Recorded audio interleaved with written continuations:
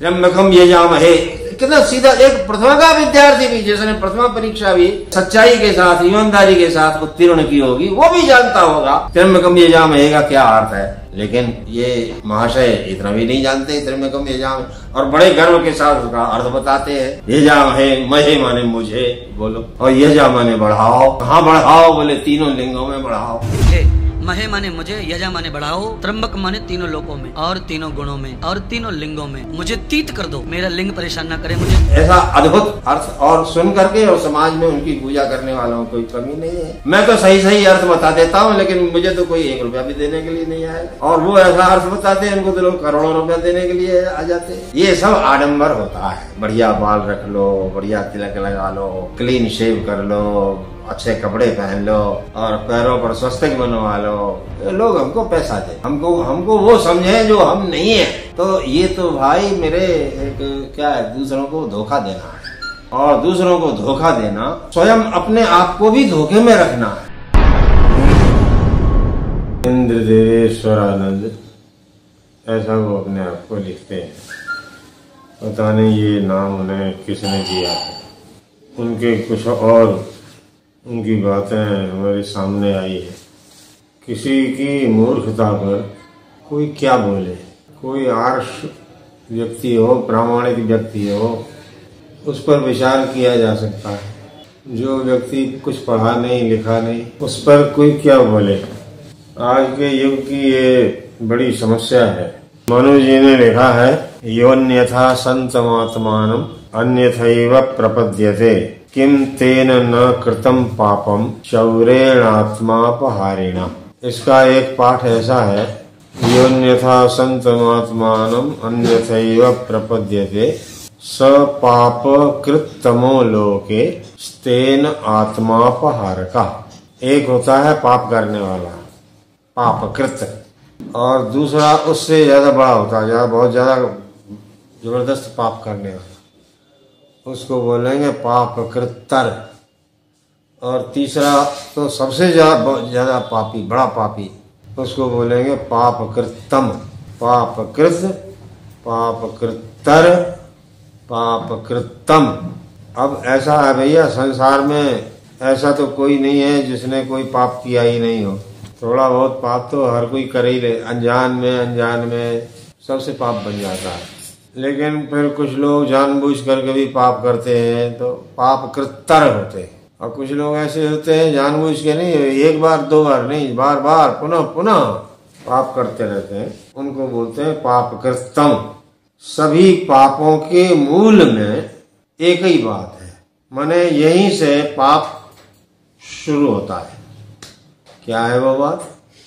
योन्यथा संतमात्मानम अन्यथैव प्रपद्यते। पापी कभी अपने आप को शो नहीं करता, दिखाता है नहीं कि मैं पापी हूं, है कुछ दूसरा, दिखाता दूसरा है। अंदर से एक वो है ना, मनस्य अन्यद वचस्य अन्यद। मन में कुछ होता है, वचन में कुछ होता है, कर्मण्य अन्यद, कर्म में कुछ और ही चीज होती है। ये हर पाप यहीं से शुरू होता है। जो पुण्यात्मा होगा, जो पुण्य करने वाला, कोई अच्छा काम करता होगा तो अच्छे काम को तो वो शो करेगा, जगह जगह लिख के बताएगा, और गलत काम होगा तो वो अपने आप को प्रकाशित नहीं करेगा। अब एक बात, ये अन्यथा संतमात्मानम है तो मूर्ख, और अपने आप को बता रहा है कि मैं बड़ा विद्वान। तो महाराज उसकी ये जो चालबाजी है, इसको कौन पकड़ेगा? जो विद्वान होगा वही समझेगा, जो विद्वान नहीं होगा वो कैसे समझेगा? लोग ऐसा इसलिए करते हैं, दूसरों को ठगने के लिए, धोखा देने के लिए। आप संसार में इन सब के उदाहरण खोजने जाओ तो एक थोड़े, आप किसी से भी पूछ लो, उसके पास तो जीवन के हजारों उदाहरण मिलेंगे। मूल में सबके एक ही बात है, अन्यथा संतमात्मानम अन्यथैव प्रपद्यते। वो उसका स्वरूप है कुछ और वो दिखाता कुछ और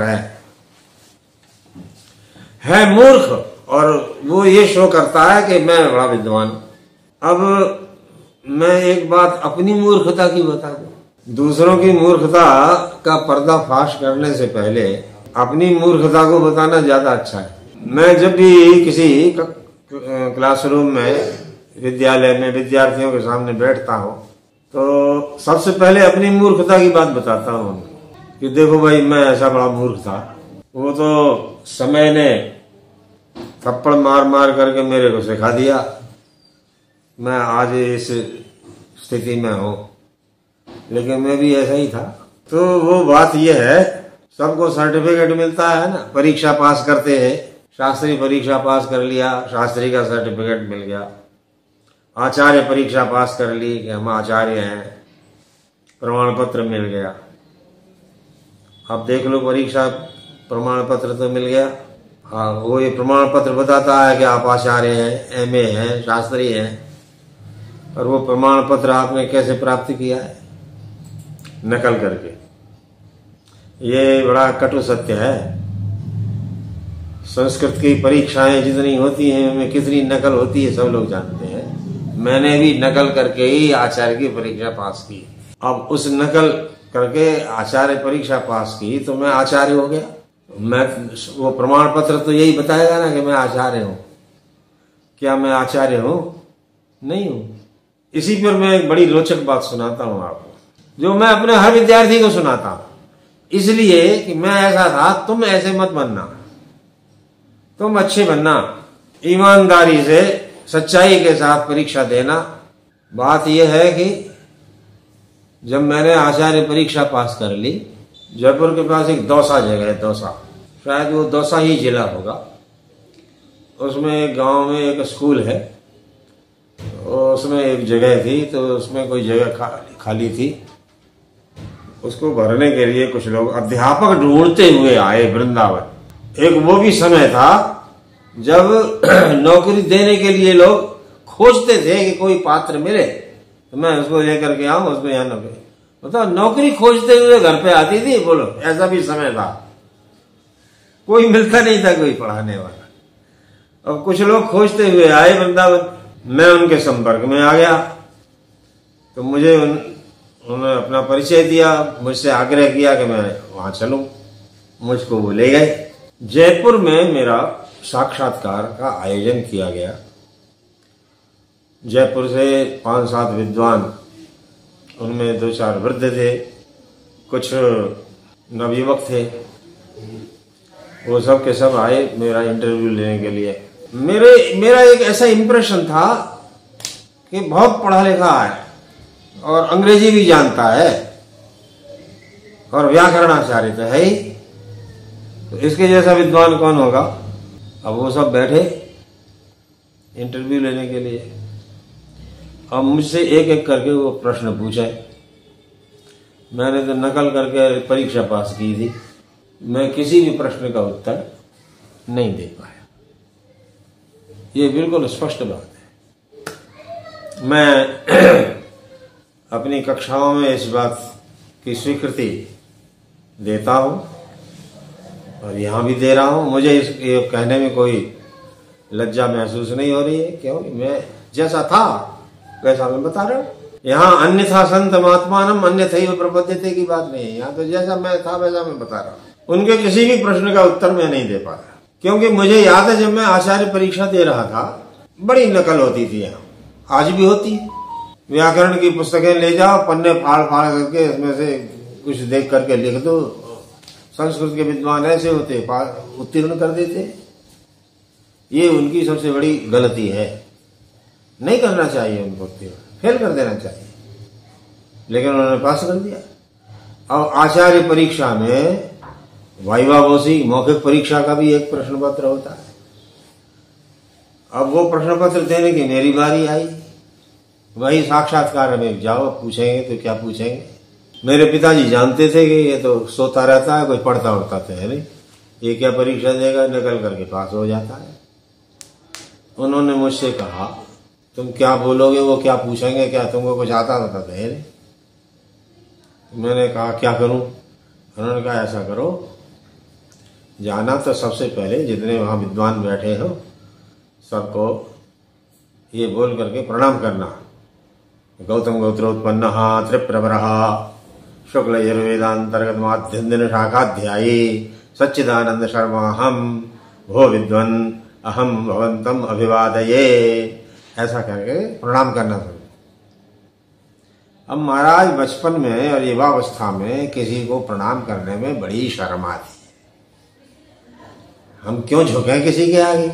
मैंने ऐसा ही उत्तर दिया है, हे तो बड़ी शर्म आती मेरे को प्रणाम करने में। तो मेरे पिताजी ने कहा, एक तो तुमने कुछ पढ़ा नहीं, ऊपर से तुमको प्रणाम करने में शर्म आती है, तो तुम पास कैसे हो?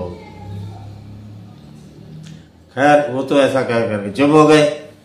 अब मेरी परीक्षा देने की बारी आई तो मैं गया, और सब भी थे, बहुत लोग थे जिनकी मौखिक परीक्षा होनी थी।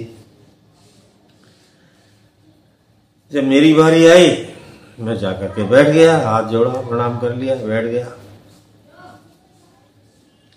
मुझे इतना अभी तक याद है, उन्होंने और क्या पूछा मुझे नहीं मालूम, लेकिन एक बात उन्होंने पूछी, इच्छा अन्वय का लक्षण करो, अन्वय कैसे कहते हैं? और मैं अन्वय का लक्षण नहीं बता पाया। आचार्य परीक्षा तृतीय खंड की मौखिक परीक्षा में विद्यार्थी अन्वय का लक्षण नहीं बता पाया, इतना मुझे याद है। अब वो, लेकिन उन लोगों ने बड़ी कृपा करी या क्या किया भगवान जाने, क्या कहूं, मैं तो कहूंगा गलत किया। उन्होंने मुझे पास कर दिया, मैं आचार्य परीक्षा उत्तीर्ण हो गया। अब आचार्य परीक्षा उत्तीर्ण होकर के और मैं जयपुर में उन विद्वानों के सम्मुख बैठा हूं और वो पूछ रहे हैं और मैं उत्तर नहीं दे पा रहा हूं, तो वो सब समझ गए कि ये नकलची है, नकल करके पास हुआ है। तो उनमें से एक जो नवयुवक था उसने अंत में मुझसे प्रश्न किया कि अच्छा ये बताओ, एक वाक्य है उसका संस्कृत में अनुवाद कर। उसने कहा, हे प्रिय मैं तुमसे प्रेम करता हूं, इस वाक्य का संस्कृत में अनुवाद करो। मैंने अनुवाद किया, हे प्रिय अहम त्वाम प्रेम करोमि। जैसे ही मैंने ये कहा सब के सब ठहाका लगा करके हंसे जोरों से। मेरे ऊपर ऐसा लगा जैसे घड़ों पानी पड़ गया हो, ऐसा लगा कि जैसे धरती फट जाए तो मैं यहीं समा जाऊं। लेकिन जिसने पूछा था वो नहीं हंसा, वो शांत बैठा रहा। उसने कहा, अच्छा हाँ ठीक है ठीक है, अहं त्वाम प्रेम करोमि ये वाक्य है, इसमें आपने क्रियापद का प्रयोग किया है करोमि। मैंने कहा जी, तो इसमें कौन सी धातु है? तो मैं धातु ही नहीं बता पाया। फिर उसने अपने आप कहा डुक्री करणे धातु है। मैंने कहा जी। तो उसने पूछा कि डुक्री करणे धातु क्या द्विकर्मक धातु है क्या? त्वाम प्रेम करोमि। अब मैं ये भी नहीं जानता था द्विकर्मक धातु क्या होती है, क्योंकि कुछ पढ़ा हो तो न जानू। द्विकर्मक धातु क्या होती है नहीं पता था। उसने पूछा कि ये द्विकर्मक धातु है क्या? मैंने कहा जी। तो उसने पूछा कि अच्छा कौन कौन सी है द्विकर्मक धातु, जरा गिनाओ तो। अब मुझे याद हो तो नहीं गिनाओ, तो उसने अपने आप बोलना शुरू किया कि अच्छा मैं अब बोलता हूं, बताओ इसमें डुक्री करणे धातु कहां पर है। तो उसने अपने आप गिनाना शुरू किया, दो याच पच दंड रुद्र प्रच्छ ची ब्रू शास जी मथ मुषाम कर्म युग स्याद कथितम तथा स्यान्नी ह्री कृष वहाम। इसमें कहा है? मैंने कहा कृष लिखा था, कृष। अच्छा ये कृष वही डुक्री करणे धातु का है? मैंने कहा। अब तो उसने अपना माथा पीट लिया। तो उन सब ने मुझसे कहा कि देखो बालक, अभी तुम्हारी आयु अधिक नहीं है और तुमने नकल करके परीक्षा पास की है। हमारा तुमको परामर्श है कि तुम विद्वान के लड़के हो, तुम कुछ पढ़ लो। जिस पद के लिए तुमने आवेदन किया है उस पद पर अगर हम तुम्हारी नियुक्ति कर भी दें, अगर कोई तुमसे कुछ पूछेगा तो तुम क्या उत्तर दो? नहीं उत्तर दे पाओगे तो तुम्हारी क्या दशा होगी इस समय हम कल्पना कर सकते हैं। इसलिए हमारा तुम्हें ये परामर्श है कि तुम अभी कुछ पढ़ लो, अभी तुम्हारी आयु है, तुम बहुत कुछ कर सकते हो आगे। अब महाराज मेरे मुंह से तो कुछ निकले ही नहीं, मैं तो चुपचाप, मेरी सारी पोल खुल गई और मुझे उस पद के योग्य नहीं समझा गया, मुझे रिजेक्ट कर दिया गया, ये इस पद के योग्य नहीं है। वो अपना निर्णय लेकर करके चले गए। मेरी तो पोल खुल गई। क्यों? क्योंकि मैं विद्वानों के सम्मुख बैठा था, इसलिए पोल खुली। मैं आचार्य परीक्षा उत्तीर्ण नहीं था, नकली था, केवल प्रमाण पत्र मेरे पास था। तो मैं अन्यथा संतम आत्मानम, मैं आचार्य था नहीं, लेकिन मैं अपने आप को दिखा रहा था कि मैं आचार्य। तो मेरी तो पोल खुल गई। लेकिन मैं ये देखता हूं कि इस समाज में बहुत से लोग ऐसे हैं जिनकी पोल खुलती नहीं है। क्यों? क्योंकि उनके समक्ष विद्वान अब कोई रहा नहीं।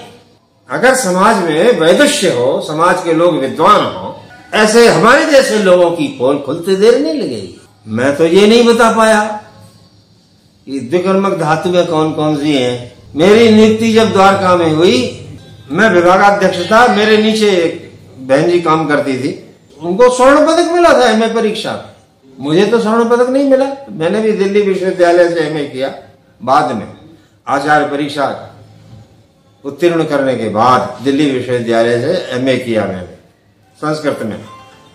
वहां नकल का कोई प्रश्न नहीं पैदा होता था, उसके लिए मुझे पढ़ना पड़ा।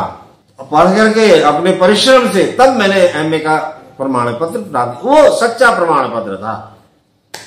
जो एमए का प्रमाण पत्र मिला वो अन्यथा संत महात्मानम वाला नहीं था, वो सही प्रमाण पत्र था।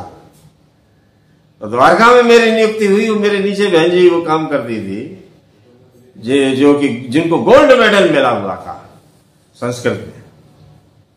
वो मुझसे एक दिन पूछती हैं, शास्त्री जी, लोग जगह जगह लिखते हैं गणेशाय नमः, श्री गणेशाय नमः। अगर गणेश की जगह हम माता शब्द रखें तो क्या लिखेंगे? माने उनको ये नहीं पता कि जैसे गणेशाय में गणेश प्रातिपदिक है, तो गणेश की जगह हम माता रखें, माता कोई प्रातिपदिक है क्या? ये उनको नहीं मालूम था। वो उसका रूप भी नहीं मालूम उनको कि मातृ शब्द होता है, मातृ शब्द का चतुर्थ्यंत रूप मात्रे होता है, ये उनको नहीं पता। और वो एमए संस्कृत में स्वर्ण पदक प्राप्त थी। ये स्थिति, वो वहीं से वो रिटायर हुई, लाखों रुपया वेतन उनको मिलता था। ये तो मैं आपको एक दो उदाहरण दे रहा हूं। खैर कुछ ये बात भी सही है, मेरी पोल खुल गई, उनकी नहीं खुली।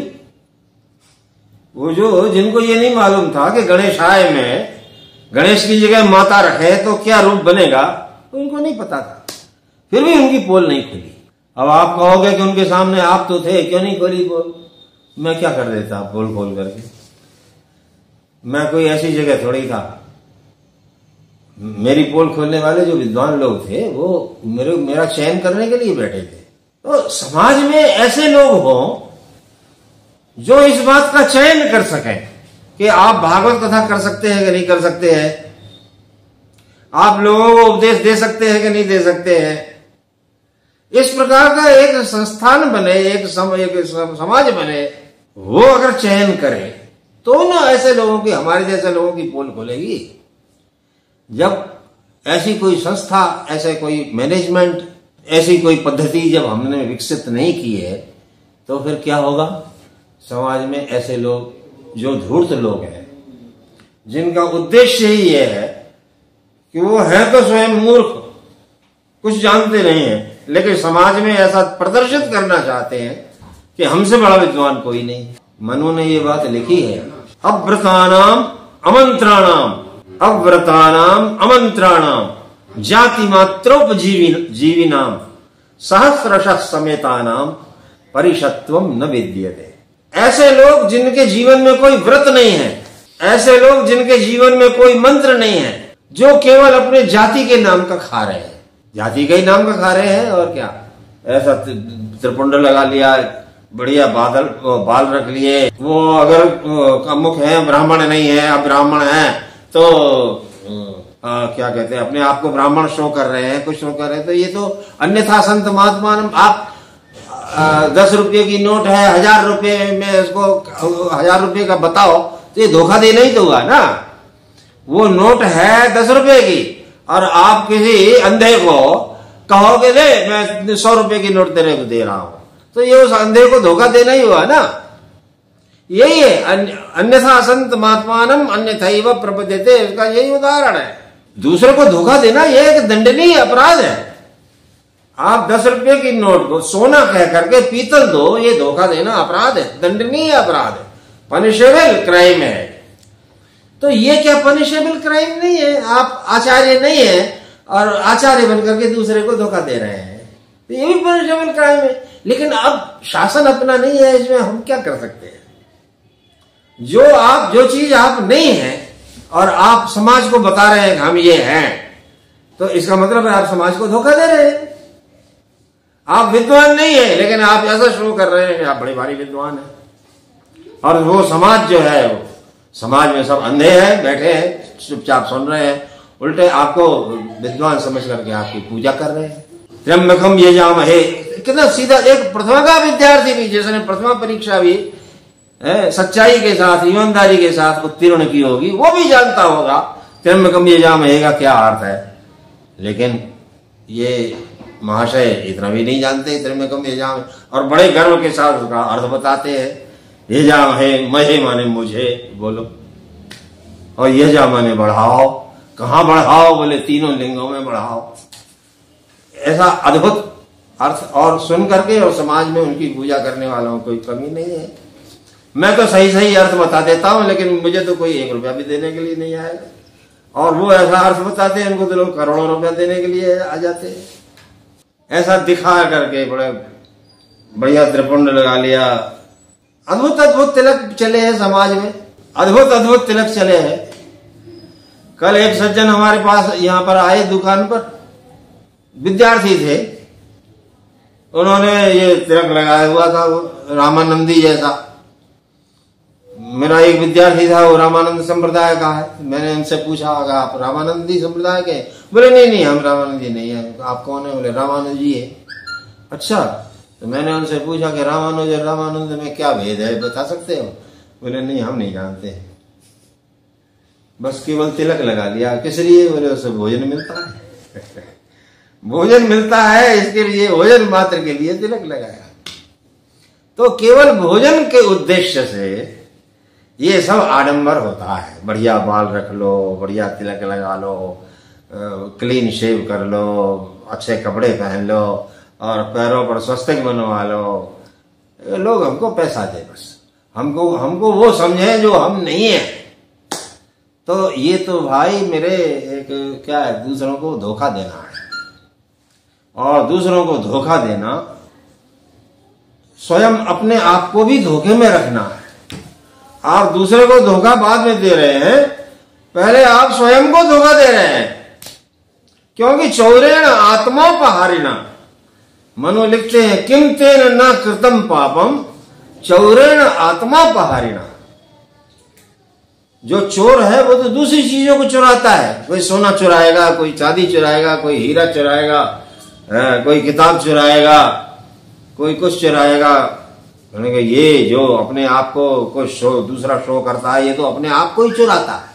आत्मापहारी, किम तेन न कृतम पापम चौरेण आत्मापहारिणा आत्मानम अपहरति। आत्मानम अपहरति माने वो धनम न अपहरति, वित्तम न अपहरति, अन्यत किंचित न अपहरति, आत्मानमेव अपहरति। अपने आप का ही अपहरण करता है। अब भैया रावण ने तो सीता का अपहरण किया, अब तुम तो अपना ही अपहरण कर रहे हो। जब रावण ने सीता का अपहरण किया, उसका ये हाल हुआ। जो अपना ही अपहरण कर रहा है उसका क्या हाल होगा, सोचो विचारो। तो ये जो बीमारी है समाज में बहुत व्यापक है। इसके ये स्वामी इंद्रदेव जी, इंद्रानंद सरस्वती कौन है? केवल एक तो नमूना है, तो मामूली एक बिंदु मात्र है।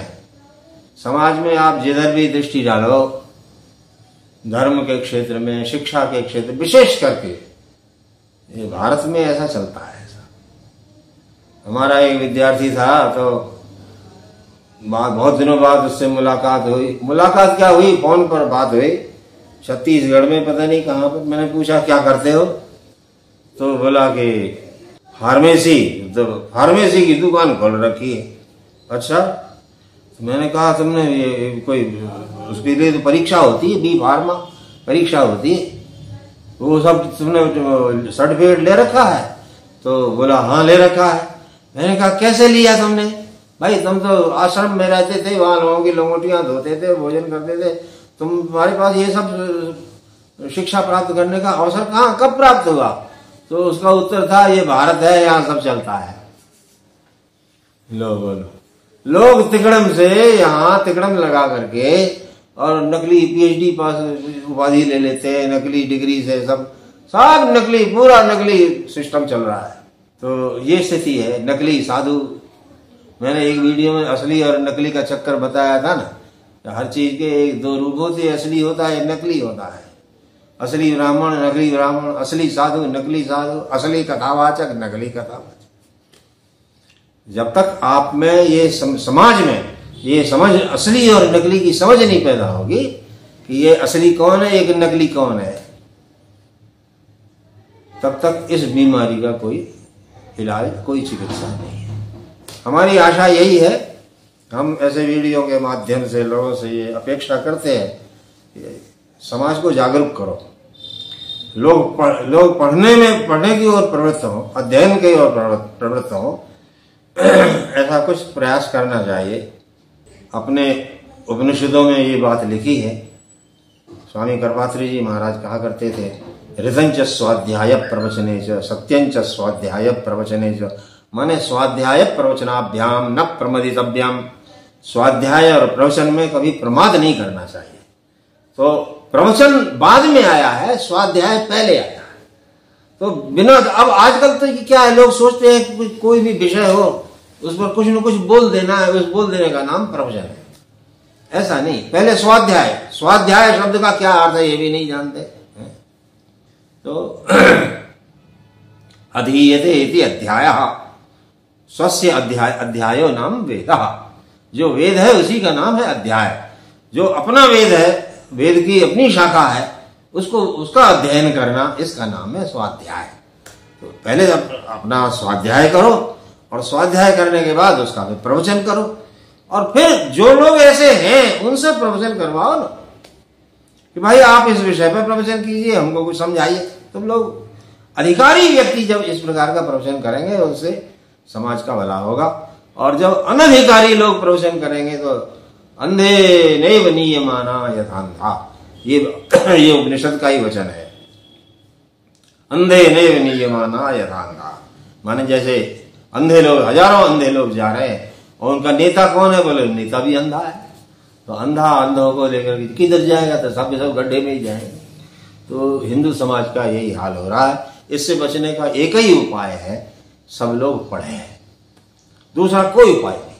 सबको पढ़ना चाहिए, ये नहीं कि केवल बालक ही पढ़े, जो बड़े लोग हैं उनको भी पढ़ना चाहिए। कथा प्रवचन से नहीं होता, कथा प्रवचन की अलग चीज है। ये ऐसे लोगों की चीज है कथा प्रवचन जिनका पढ़ने में अधिकार नहीं है। जिनका पढ़ने में अधिकार है उनको पढ़ना चाहिए। जब तक पढ़ेंगे नहीं